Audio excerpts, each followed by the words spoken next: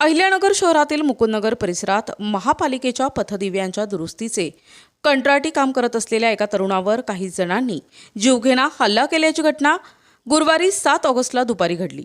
या हल्ल्यात गंभीर जखमी झालेल्या धीरजसिंग कचरूसिंग राजपूत याच्यावर सावेडी येथील खासगी रुग्णालयात उपचार सुरू असून त्याची प्रकृती चिंताजनक असल्याची माहिती डॉक्टरांनी दिली आहे। घटनेची माहिती मिळताच आमदार संग्राम जगताप यांनी तातडीने रुग्णालयात धाव घेत जखमी धीरजसिंग यांची भेट घेतली। त्यांनी डॉक्टरांकडून उपचारांची माहिती घेत प्रकृतीची विचारपूस केली। तसेच जखमीच्या कुटुंबियांशी संवाद साधून त्यांना धीर दिला आणि आवश्यक ती सर्व मदत उपलब्ध करून देण्याचे आश्वासन दिले। घटनेची माहिती शहरात पसरताच साविड येथील रुग्णालयाबाहेर हिंदुत्ववादी संघटनांच्या कार्यकर्त्यांनी मोठी गर्दी केली। कोणताही अनुचित प्रकार घडू नये यासाठी पोलिसांनी रुग्णालय परिसरासह संबंधित भागात अतिरिक्त बंदोबस्त तैनात केला। प्राथमिक माहितीनुसार धीरजसिंग राजपूत हे महापालिकेच्या वतीने कंत्राटी पद्धतीवर पथदिव्यांच्या दुरुस्तीचे काम करत असताना मुकुंदनगर दर्गा दायरा परिसरात काही जणांनी त्यांच्यावर हल्ला केला। मात्र हल्ल्यामागील नेमके कारण अद्याप स्पष्ट झालेले नाही। या प्रकरणाचा पोलीस प्रशासन विविध अंगांनी तपास करत असून हल्लेखोरांचा शोध घेण्यासाठी विशेष पथके कार्यरत आहेत। या घटनेमुळे शहरात खळबळ उडाली असून सरकारी काम करणाऱ्या कंत्राटी कर्मचाऱ्यांच्या सुरक्षिततेबाबतही प्रश्नचिन्ह निर्माण झाले। पोलिसांकडून पुढील तपास सुरू आहे। काय एकंदरीत हा प्रकार होता, कशातून हल्ला झाला आणि काय आरोपी वगैरे काही ताब्यात घेतले? काल जो हल्ला झाला होता सदर प्रकरणात आपण सविस्तर गुन्हा नोंद करण्यात आलेला आहे। यातील जो पेशंट आहे त्याची प्रकृती चिंताजनक असून तो हॉस्पिटलमध्ये आता उपचार सुरू आहेत त्याच्यावर। त्याचा जो सहकारी त्याच्यासोबत या ठिकाणी काम करत होता त्याची आपण फिर्याद घेऊन गुन्हा दाखल केलेला आहे आणि पुढील तपास आपण सुरू केलेला आहे। यामध्ये एक आरोपी आपल्याला ताब्यात असून इतर आरोपींची नावे निष्पन्न झाली असून सदर आरोपींचा आपण जे फरार झालेले त्यांचा शोध घेत आहोत आणि आजचा जो आरोपी आपण अरेस्ट केला होता त्याला आपण कोर्टात दाखल करून त्याची पीसी पण घेतलेली आहे आणि आज या ठिकाणी आपण घटनास्थळी येऊन घटनास्थळ पंचनामा फोरेन्सिक व्हॅनच्या सह आपण केलेला आहे। साधारण किती आरोपी या संपूर्ण प्रकरणामध्ये? साधारणतः फिर्यादीने जे आपल्याला सांगितलं त्याप्रमाणे 6 आरोपी आपण त्यांना सांगितले होते। त्यातले आपल्याला 4 आरोपींची नावं निष्पन्न झालेली आहेत, पण इतर नावं आणि इतर बाकी तपास आपण सुरू आहे। अन्नाच्या घटना घडत आहेत आणि काल एका कर्मचाऱ्याला महानगरपालिकेच्या कर्मचाऱ्याला जोरदार मारहाण केलेली आहे। आपण जर पाहिलं तर अहिल्यानगर मध्ये एक महानगरपालिकेच्या लाईट फिटिंग करता काही कामगार मुकुंदनगरच्या परिसरामध्ये काल गेले आणि गेल्यानंतर त्यांच्यावरती प्राणघातक हल्ला हा आपल्याला झालेला पाहायला मिळालं। निश्चितच मी प्रथमतः संपूर्ण घटनेचा त्या आरोपीचा निश्चित करतो। पोलीस काल तिथे येऊन गेले, सर्वांनी घटनास्थळाची पाहणी देखील केलेली आहे।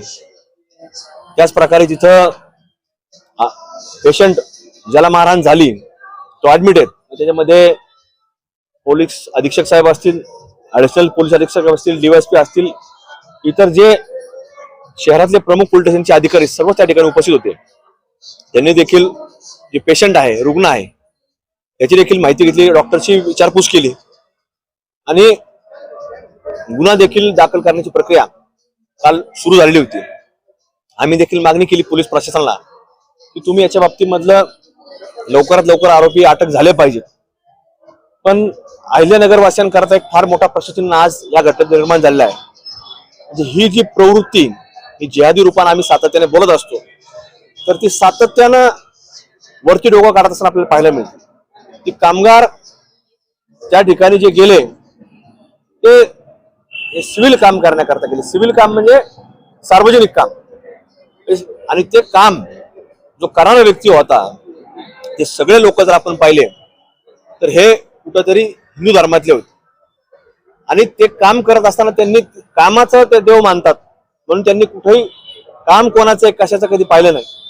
आणि मुकुंदनगर मध्ये तिथं गेल्यानंतर ज्या आम्हाला काल माहिती मिळाली तर त्या लोकांनी आम्हाला सांगितलं की आम्ही पॅनल बोर्डचं काम करण्याकरता गेलो, पण तिथं गेल्यानंतर आम्हाला काही लोकांनी विनंती केली की कब्रस्तान मध्ये लाईट फिटिंग बंद आहे, तिथं आम्हाला घेऊन गेले आणि तिथं कब्रस्तान मध्ये घेऊन गेल्यानंतर पॅनलचं काम झाल्यानंतर कब्रस्तान मध्ये गेल्यानंतर कब्रस्तानचं काम करत असताना, लाईटचं काम करत असताना त्याच्यावर मारहाण झाली. म्हणजे तुमचंच काम करतात आणि तिथं देखील असा प्राणघातक हल्ला होतो. आणि तो जो आमचा रुग्ण आहे, ज्या कामगाराला लागलेला आहे, तो आज कालपासून म्हणजे काल घटना घडल्यापासून आतापर्यंत जीवन आणि मृत्यूशी झुंज देत आहे. अगदी 24 वर्षाचं वय आहे, कुटुंबामध्ये एक कुठला आधार नाही आणि अशा प्रकारे कुठेतरी सर्वसामान्य लोकांवरती जो हातावरती पोट भरतो त्या व्यक्तीवरती हल्ला करणे कुठपर्यंत योग्य, आणि ते देखील सार्वजनिक काम करत असताना. असा घटना जर घडत असतील सिव्हिल काम करत असताना, तर काल कामगार संघटनेने देखील सायंकाळी निर्णय घेतला की कुठल्याही प्रकारचे सार्वजनिक काम करण्याकरता आमचा कुठलाही कामगार जाणार नाही, अशा प्रकारे देखील भूमिका घेतली. त्यामुळे प्रत्येक कामगारामध्ये आज कुठेतरी भीतीचं वातावरण निर्माण झालेलं आहे. त्यामुळे पोलिसांनी, महानगरपालिका आयुक्तांनी, दोघांनी या सगळ्या घटनेचं गांभीर्य घ्यावं आणि याच्यामध्ये आरोपी ते तात्काळ अटक करावे. कारण की ही घटना काही अचानक घडलेली दिसत नाही. याच्यामध्ये कुठेतरी घटना घडून आणणारे लोक वेगळे आहेत. त्यामुळे पोलिसांनी फक्त आरोपी नाही, त्याच्या मागे घडून आणणारे लोक कोण आहेत, कारण की मुकुंदनगर हा भाग आज नाही, पूर्वीपासून सेन्सिटिव्ह आहे. अनेक वेळेला आमच्यासारख्या कार्यकर्त्यांनी तिथं काम करण्याचा प्रयत्न केला. तिथं जे काही रूप होतं पूर्वीचं, म्हणजे अगदी भयानक आणि विद्रूप रूप होतं, तो देखील रूप आम्ही शासनाच्या सहकार्यानं तिथलच्या काही स्थानिक लोकांच्या माध्यमातून बदलण्याचा प्रयत्न केला. पण मानसिकता ही कुठेही बदलण्याकरता आपल्याला आज पुढ्यात असताना पाहायला मिळत नाही.